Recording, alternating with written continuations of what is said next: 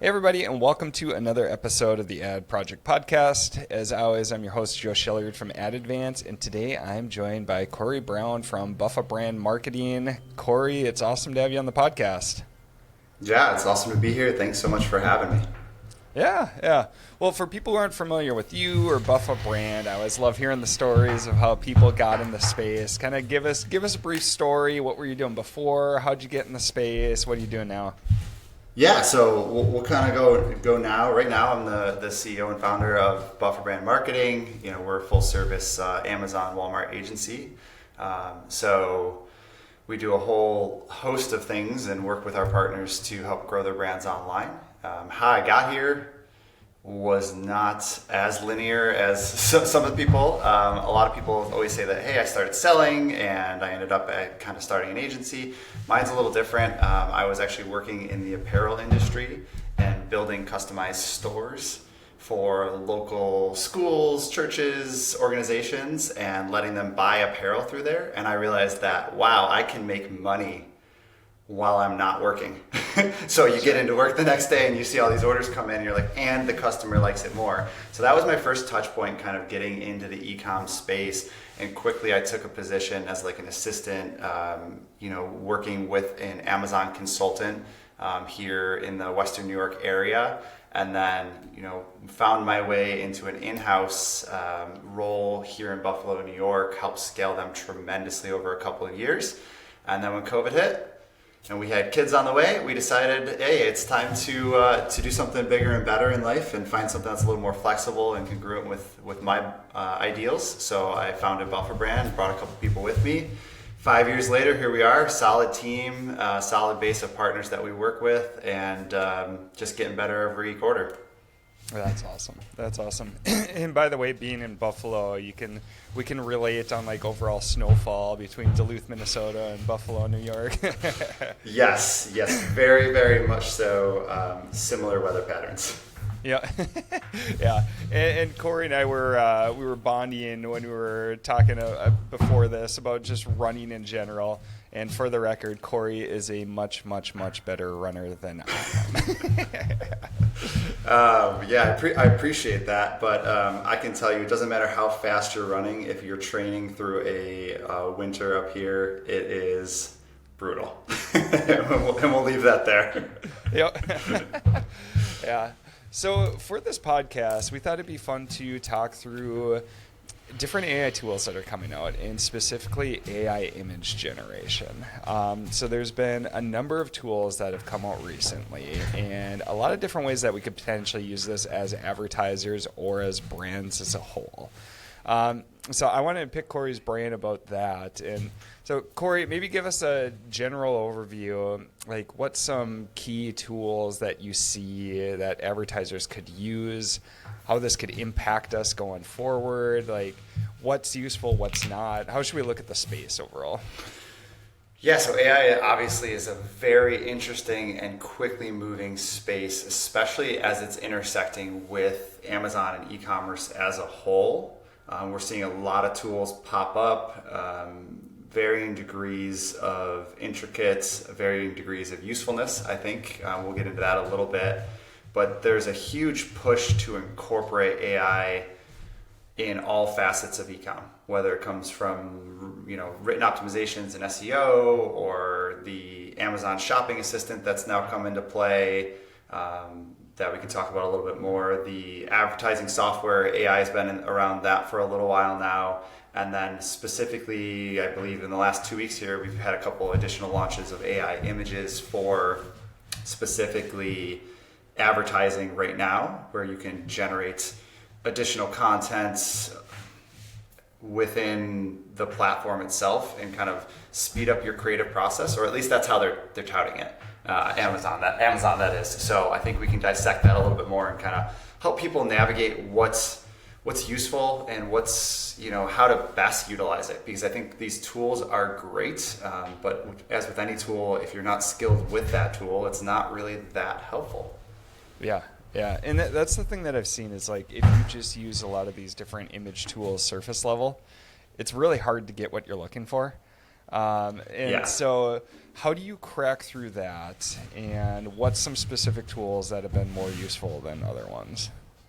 Yeah, so let's kind of go with the creatives in the ad space, kind of the newest rollout right now. So it's super fresh, and of course, Amazon has beta for everything, and they may roll out additional layers to this, and I'm sure that it's going to improve over time. But if we kind of go into a dissection of that in particular, right now, Amazon's touting it as you can create all of these super fast AI generated images to help your brand and your display ads convert much higher. Sure. Okay, that sounds great. I've seen some other people post, I'd almost rather not put anything up. I think that there's a hierarchy, like having nothing in terms of like no creative assets. Okay, that's the worst. Doing them yourself if you're not good at it is the second worst. And then we move into the more favorable, which is AI generating something, as long as you're kind of moderating it. And then there are actual real creatives that are intended to drive traffic, conversions, clicks, all those different things. And I think that's truly the hierarchy, and that's going to remain that way for some time. So what I don't want people to think is, hey, Amazon just rolled out this new tool. I don't need a creative department anymore. I'll just outsource it to AI. And again, I'm an agency person, so you might think, well, he's a little biased. Like, this is how he makes a living. The best way to use AI in almost every capacity is to be very good at the thing you're doing already, and then use it to speed that up or to augment it slightly so you can move a little quicker or create a little more for the same value. That's where I see that space. And just as a quick example of this, I was looking at the actual rollout of this tool, right? And they use the perfect example, like here's a bottle, and now here's the bottle on a beach. That's the AI. But the bottle on the beach, in their own example, it reminded me of something that I saw recently, and I was like, what is that thing that I saw? It was my oldest son. He's in kindergarten, and he just got some spring pictures taken where they let him, a little less formal. He's given a couple thumbs up, and you can switch out the background from cherry blossoms to a trail to all these different things. And it's cool, but it's not real, and it doesn't look perfect, right? There's a difference between that and actually taking him out front in my house and having a real cherry blossom and getting the lighting perfect and having that authenticness to it. And that's kind of how I feel about this AI right now, is that can be good, it can be helpful, but it's still not best. Yeah, it is interesting how the human eye, you can pick out something and you can say, okay, that doesn't look real. But in many instances, it's hard to pinpoint down why it doesn't look real. Yeah. And so it might be other things like the shading or just the placement, or maybe the bottle sinks a little bit too much in the beach sand, or, something like that where it just doesn't quite look real. And you can tell, but there's been many instances where it's like, okay, I know this is AI generated. Like they'll do two side by sides. It's like, I know this one is, but I'm not sure why I know. Yeah, explain it to me. I can't, but I have this gut feeling that this is the one that's AI generated. And I think that's going to be an interesting cross section as we get more and more realistic. We've seen the videos. Now that's not a part of Amazon quite yet, but I think that will eventually kind of find its way in. There are generators with videos and with images that are super, super strong, that are much better than all the others. But there still is that augmentation of the human experience where you almost feel like you're still being misled, because you start to look at those images and you're like, that's too perfect. It almost looks illustrative because it's too perfect. And so your eye almost, even though it's beautiful, you kind of almost retract from it. At least that's the way that I see it so far. And I've seen this on LinkedIn. We see tons of people using that for comments and for images. And it's starting to also kind of all look the same again in a weird way. Sure. Yeah, and that's what I worry about with having this generative software within advertising, is how many bottles is Amazon going to put on a beach? Yeah. How many times is that going to happen? So I think that having a strong creatives team to work with and having some really great foundational assets can help extend what that can actually do and how good that can look. Sure. Is there any specific types of creatives that you see work better than others when using AI generation? For me, I could see more lifestyle creatives working a little bit better than specific product use cases or something like that. But what do you see there?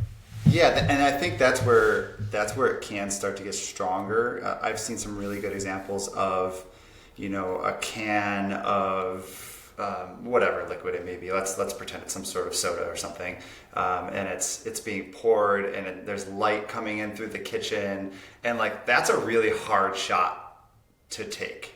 I know a few people in the space who can get that shot, but there's not everyone can do that. That would be a hard thing for us to execute, and I think we're very, very good at creating. Because it's on a set and it has to be a perfect time of day. So yes, I think that those kind of lifestyle composite shots, that's probably the sweet spot right now for AI, because you're already compositing those into standard photography anyways. So if it can do that a little bit better, get the lighting a little better, items like that, I think that's a spot where it can go right. It doesn't mean it's always going to go right though, because I've seen ones where it still looks like someone plopped this, can up on the shelf over here, and it's like that doesn't match anything else in this photo. Sure. And AI is like, I did what you said. Yep. Task complete. What do you do? Okay, one key piece that I've struggled with is AI image generation is I'll outline it, and I'll outline it to the detail where I think that, all right, it should know what I'm thinking. And then it comes up with something completely different, and then I look at it, and I'm like, okay, you did provide what I specified, so I totally get that. My engineering brain kicks in. It's like, okay, yep, you got it. But that's not what's in my head. So, like, what's some tools or tips on, like, how do you get it to do what you want? Yeah, that is the great question, right? I've had that exact same experience doing some different marketing tools and things of that nature, where I'm like, I have this very specific, like, just picture in my head, and it comes out nowhere near it. I'm like, yes, technically, you performed the task, technically, but I'm like, you're nowhere near visually where I want it to end up. Honestly, I think starting with different baseline prompts is kind of staying broad at first to kind of mesh, get it into a vertical that you're liking. I think a lot of times with AI, what we tend to do is we look at it as more of a linear process. So it'll give us something, and we're like, I'll say, like, give me a buffalo that's got, a pile of gold in front of it. I actually did. This is actually a real example. And it'll be like, okay, here's a buffalo, and the buffalo has like two heads, and the pile of gold is nowhere to be found, or it's a mountain in the background. And you're like, okay, well, you did it. So then you start to like craft off of that and say, okay, do that again, but put the gold into a chest. And I think at that point, you actually need to take a step back and be like, am I even foundationally in the right place? Because a lot of times we'll be like, oh yeah, that's good enough, let's keep iterating. But really the baseline that it's using isn't smart enough at this point to get the vision in your head. So I think kind of starting with 4 or 5 different small prompts that are broad can get you to somewhere. And that's kind of the digital design process in general, right? You never want to go all the way down the path until you're sure the client is happy with what they have. So you kind of want to give them 2 or 3 examples and be like, okay, which one do we like best? And then move from there. That tends to be better. And I think AI is very similar. Yeah. Another way that I've used it is searching around and finding examples for the prompt and the picture, and then I can see how other people have written it. And what's helpful there is it gives me the base prompt to kind of include, like for the type of picture I'm looking for, and maybe some of the camera specs that I might not be fully aware of, but then I can specify that in, and that initial prompt now helps to get me a lot closer when I can specify like the type of image I'm looking for. Is it photorealistic? Is it more of like a cartoon? Is it a drawing? Like, things like that, just by themselves, being able to specify in more detail, like that baseline, even of the type of image that you're looking for, tends to get me closer in the ballpark. And so usually I'll find examples of people who are smarter than me who have figured out which ways that have worked well. That's the best thing to do in life. Figure out, utilize what people have already figured out, and then figure it out for yourself, the next steps. And I think the other, you touched on something there that kind of sparked a direction for me, is like, even within that, you're like, do you want it to be more illustrative, cartoon? Like, even within just that, if we said, I want it to be cartoonish, right? Like, okay, that's a style. You can pick, if I say cartoon, you picture something. Yeah. But there's 1,000 different cartoon styles of what you could draw something like. So even if you're like, oh, draw it like this, draw it in a cartoon style. Like, for me, and I'm sure for a lot of the listeners here, we're not graphic designers. As much as I'm a brand strategist and I work with my graphics people all the time, they know a lot more about graphic styles, illustrative styles than I do. So they may be better off prompting those things as well. And I think that kind of goes back to what I was saying at the start is like, if you're a seller and you think you're just going to go on there and Amazon's going to magically generate, they are going to magically generate something. Yeah. But what's the quality going to be like if you're putting in not great prompts and you don't really know what you want and you don't really know the technical verbiage of what it needs? Like, you're not going to get something that's super worthwhile out of there, but you will get something. And something being better than nothing, great. But is it going to be at the level you want representing your brand? That's questionable. Yeah. And I think another thing that we take for granted too, so I type in this prompt and I expect it to get what's in my mind. But if I picture, like, I'm talking to a graphic designer and I specify I want it to be more of a cartoon. Like, again, there's so many different layers and types of like cartoon type images. And what's in my mind, like, I did not provide enough for that graphic designer to get what I'm looking for. And so you kind of have to approach it the same. Like, it's not just the computers. It's like, to be able to state like what I'm looking for.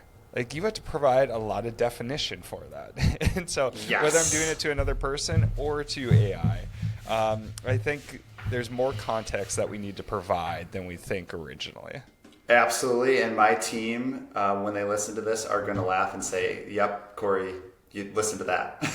Because there's plenty of things I plug into the project management system where I'm like, okay, let me plug this card in and we'll get this moving. And I go back to it a week later and I'm like, hey guys, why didn't this get done? And they're like, we need 100 more points of information before we can do this.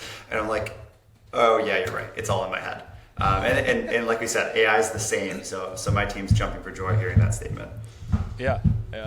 So this is still in the early stages. All right, if you look far in the future, and I don't even know what that timeline is with AI because everything's moving so quickly. Let's look a couple years in the future, which in AI terms it's like dog years, so it's a lot.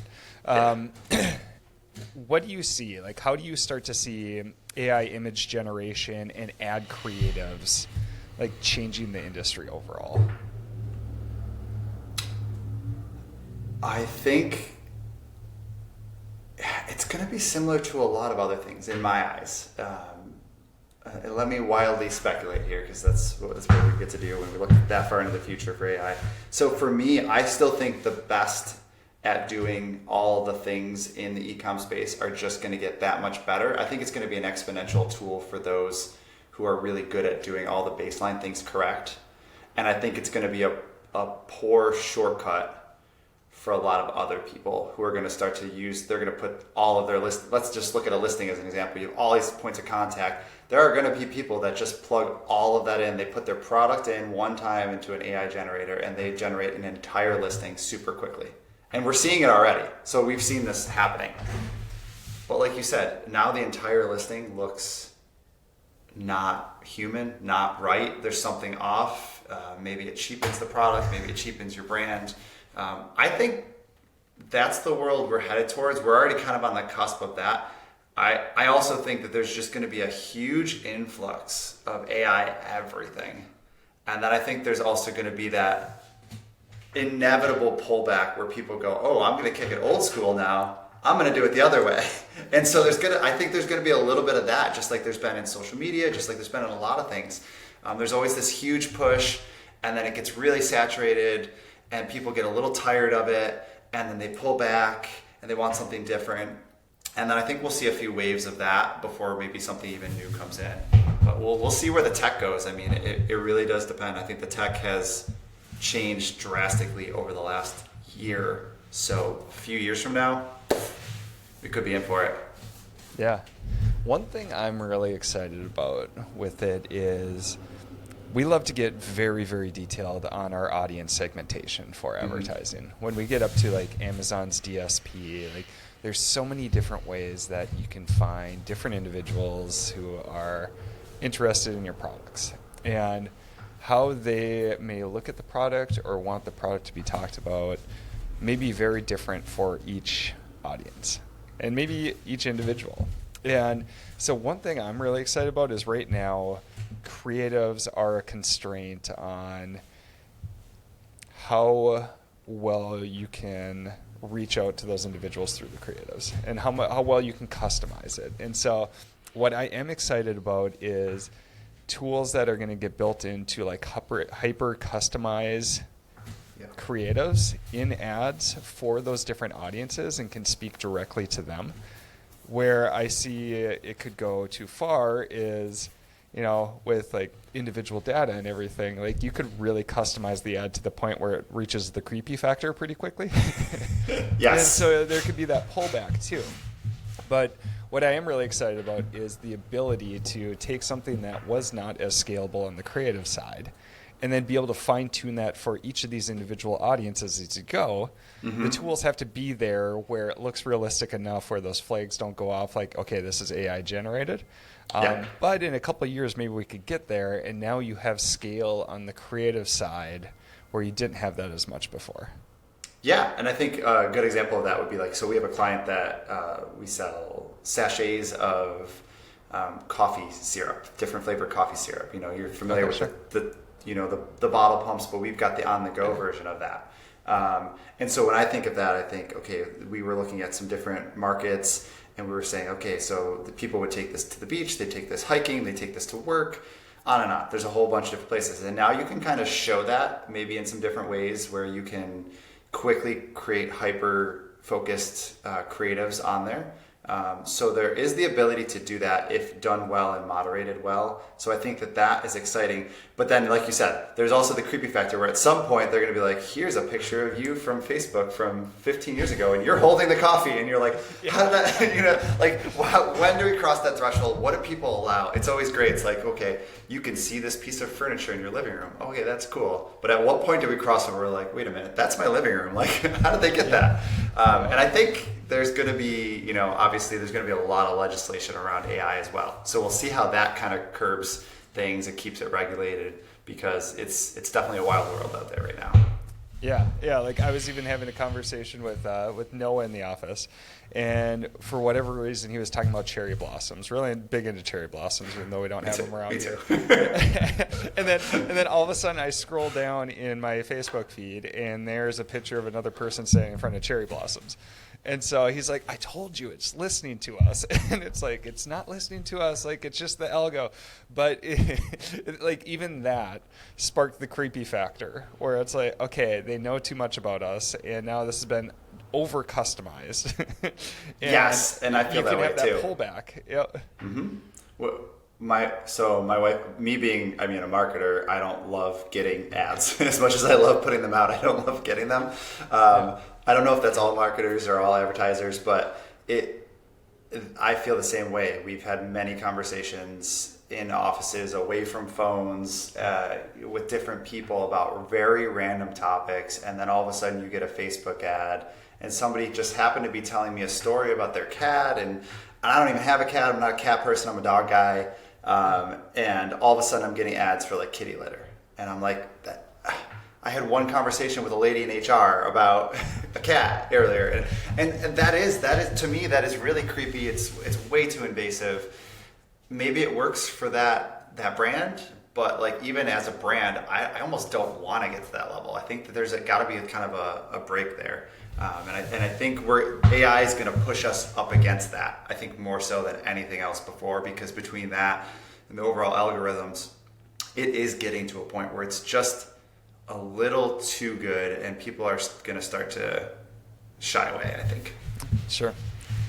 What do you think? So if somebody's looking at they're selling on Amazon or other e-commerce platforms, and they say, okay, I want to really lean into AI image generation. Like, where would they start? Where would be the best places to go, like in terms of tools, and what's the best use cases?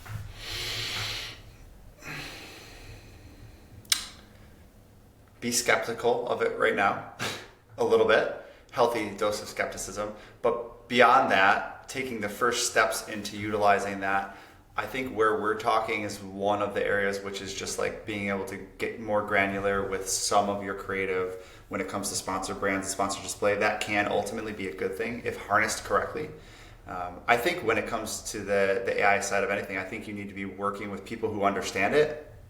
I think you yourself need to understand it to some degree, and your baseline assets need to be strong. You can't just say, hey, write this whole listing for me and it's going to be fantastic. You have to have an immense amount of information to give it, keywords, all those different things. Same with your images. So when we look at those types of things, really it's just like having a really good baseline knowledge and then kind of taking a step into AI to expand that, or just get it to be a little bit stronger for what Amazon's looking for or for what your audience is looking for. I think that's the superpower right now. And that may change over the next 6 to 12 months, but I think that that's really where the baseline superpower is now, and that's where I would start. Okay. Yeah, I love that. For people who want to learn more about you, Corey, or connect with you, or Buffa Brands, like where should they go? Okay, so I'm a notorious hermit. I'm usually out running or locked in my office working on something awesome.